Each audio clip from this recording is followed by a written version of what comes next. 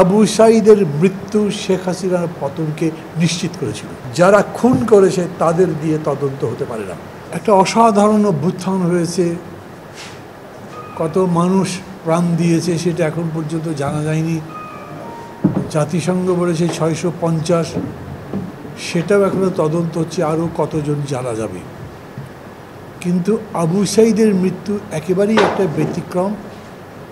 এই উপমহাদেশে এই রকম সাহসী আত্মদান এত দৃঢ় থেকে আর কারো বেলা হয়নি। আমি এবং শেখ রফিকুল ইসলাম বাবলু যাবার আগে রংপুরে গেছি, বেগম রোকেয়া বিশ্ববিদ্যালয়ের ওখানে থেমেছি। তখন খুব একদম ঠাঠা রোদ, 12টা 12:15 মতো বাজে।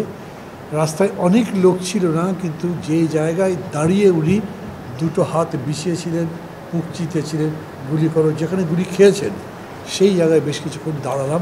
এক ধরনের শিহরণ হয় না মনের মধ্যে, কী ঘটনাটা এখানে ঘটেছে। আমাদের দেখে কিছু কিছু লোক এসছেন, কথাবার্তা বলেছেন।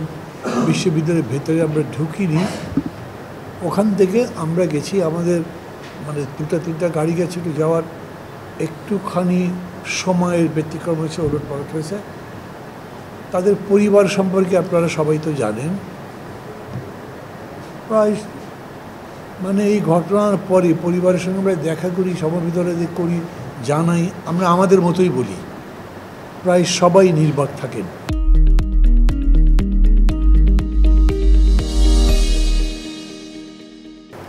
আমি একটু খানিকটা বাড়িয়ে বলবো, বিকজ আমি পরের দিন আবার বগুড়া ছিলাম।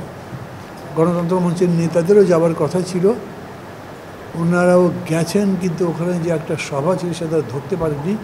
পরের দিনও আমি ছিলাম বগুড়াতে। প্রায় 11 জন, বেসরকারিভাবে পত্রপত্রিকায় প্রায় 11 জন শহীদ হয়েছেন, তার মধ্যে একজন ছাত্র। ওটা নিয়েই আমি বলবো। প্রথম কথা হচ্ছে, যারা শহীদ হয়েছেন তাদেরকে স্মরণ যাতে রাখা যায়, যাতে ভবিষ্যতে সত্যি সত্যি তারা আলোকবর্তিকা হন, সেজন্য আমাদের একটা প্রস্তাব ছিল, এখনও আছে। অনেকে বলেছেন যে জুলাই অভ্যুত্থানের যারা যারা মারা গেছেন, এমনকি আগস্ট পর্যন্ত, সরকারের পতন হওয়ার আগে পর্যন্ত যারা যারা জীবন দিয়েছেন, তাদের স্মরণ করবার জন্যে একটা দিন নির্ধারণ করি। সেই দিন যেমন অন্যান্য দিন আমাদের জাতির জীবনে বিশেষভাবে চিহ্নিত আছে, সেরকম করে যাতে সবাইকে স্মরণ করবার চিহ্ন হিসেবে ব্যবহৃত হয়। এটাই বলা যায় আবু সাঈদের মৃত্যু শেখ হাসিনার পতনকে নিশ্চিত করেছিল।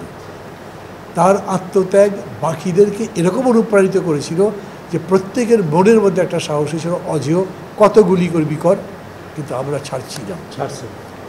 যেই কাজ আমরা, যদিও একটি রাজনৈতিক দলের জোট, তারপরে বলি যেই কাজ রাজনৈতিক দলগুলো এরকম করে পারেনি, সেই কাজ আমাদের দেশে সবসময় তাই হচ্ছে, তারাই সামনে এসছে।